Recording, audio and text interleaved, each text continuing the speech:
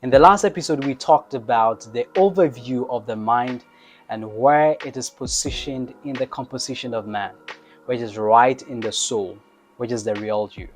And so today we're going to talk about the mind with respect to its composition and makeup and its attributes and characteristics. It is in the understanding of this that helps us appreciate how the mind works. Give me 15 seconds and I'll be right back.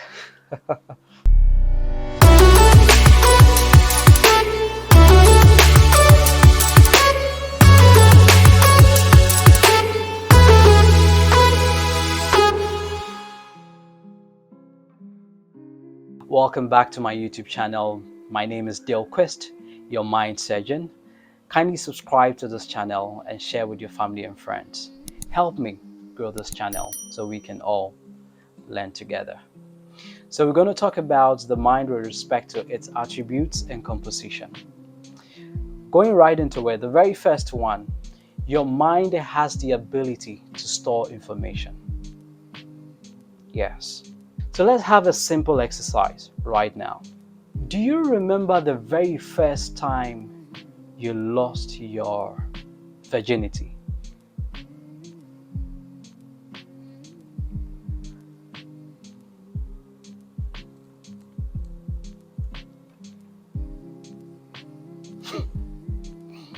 Do you?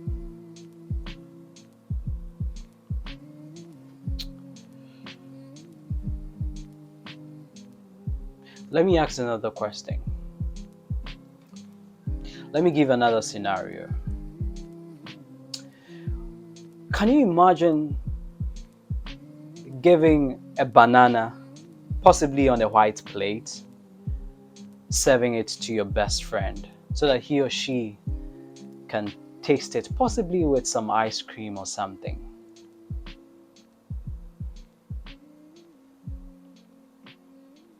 Okay, so if you follow the instruction or question that I just asked, the very first one was, do you remember the very first time that you lost your virginity? It was a very simple question that I asked. It's possible that you actually saw yourself, saw the face of the person you lost your virginity to. You even imagined the act, what you were wearing, the environment or setting that exercise took place. I'm not judging you, but I didn't give you an instruction to remember exactly what happened in terms of the setting or the face of the person. I did not even tell you to imagine the name of the person. Where do you think that came from? It's the same thing when I talked about the banana. The instruction was, can you imagine yourself serving your friend with a banana, possibly on a white plate? I only described the color of the plate and not the color of the banana because we also have green bananas. But it's possible that you imagined a yellow banana. Where did that information come from? And so your mind, in its ability to store information, is made possible from the data or information that comes from the external environment, possibly through your five senses, and narrowing it down to your sense of sight and your sense of hearing. Maybe as a kid, you were taught that bananas, the letter B of the English alphabet, is yellow. Possibly you saw a painting of it in the videos or on the wall as a kid. That information was stored on your mind through the physical brain. It's the same thing when you think about the event that happened into you losing your virginity. You went through a series of discomfort, or possibly if it's out of agreement, then your mind goes to all the things that took place into causing you to lose it.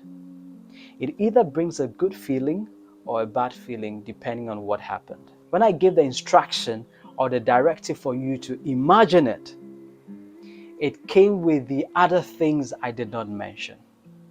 And that is how the mind works, because you have already installed an information and it's right there hiding somewhere, possibly in your conscious, or what people call the subconscious mind.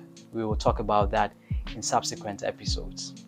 And so your mind has the ability to store information. The second attribute is that your mind has the ability to self-destruct. Yes. Are you aware that the mind is so powerful that it can tell the brain to pick a gun and shoot itself? Yes, that's how powerful it is. The mind can kill the brain. Like I explained in the previous episode, that the mind is different from the brain. The mind is that part you don't see. The brain is the physical part that houses the mind. You can see the physical brain, you can even touch it, because it has all the system put in place that helps in the coordination of making the body adapt to this physical environment. The mind is the operating system upon which other content and information are stored that enables you to engage in the exercise of reasoning and thinking. And so when it comes to self-destructing, the mind is capable of doing it. The mind has the ability to self-destruct based on type of information that you have downloaded onto it. If you're always downloading from your physical environment negative information or data, the mind shifts itself to a place where it can self-destruct. And that is why we always say that feed your mind with positive things. Yeah, sometimes your mind gets to download negative things because you find yourself in an environment you don't have much control over. We'll deal about how to also control your mind to help you filter the things that it should save, store, or the things it should work with. And so the mind has the ability to self-destruct based on the content that came in from the external environment through your physical senses, possibly your eyes or your ears, or even the other 5 senses present on your body. The third characteristic or attribute about the mind is that it has the ability to produce information on its own. How does the mind do this? Based on previously existing content, data, or information in your mind, any incoming information comes to collide with existing information to produce a third data or information. And so you have an external information about someone coming from external data that you've collected from your environment, possibly from people about someone. And so a perfect example is the perception we form about people.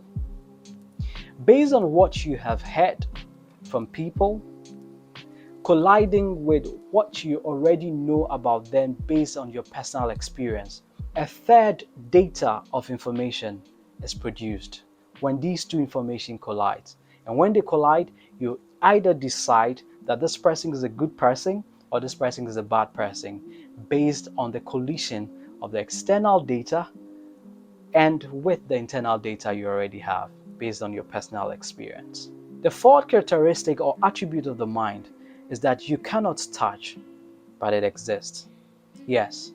If I tell you to split open the brain and show me where the mind is, it's not possible to do that.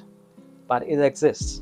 Like I've explained, the mind is that which you cannot see with your eyes, but you can feel its effects. We can testify by the very things created by man that exist in the environment around us.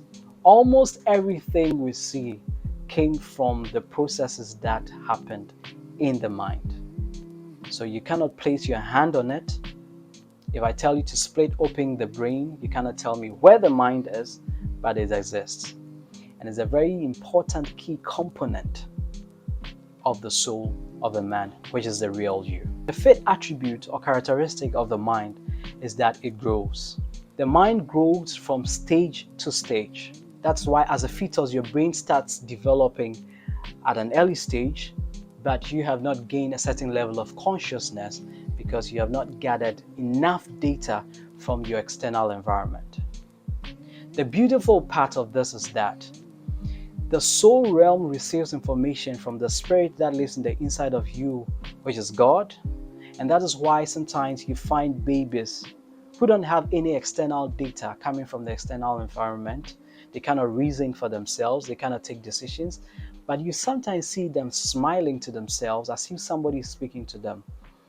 Why is that phenomenon happening? It's because the spirit that lives in the inside of man, which is God, is dictating to the soul of that baby through the heart realm, which is the interface. And so there's an internal download of data from your internal environment where the Spirit of God dwells in the inside of you. And as time goes on, when the child gathers enough information from the external environment, it begins to gain consciousness, and that is where you can measure that the mind of a person is growing. There are many more attributes, but these are the 5 main attributes I'd like to share with you concerning the characteristics of the mind. Kindly subscribe to this channel and please stay for more. Also, comment in the comment box so that I can know what you're thinking. And if you have any question, I can gladly answer them. Please stay for the next episode. We'll talk extensively about the mind and how it works. I'm Bill Quest, your mind surgeon. I'm out.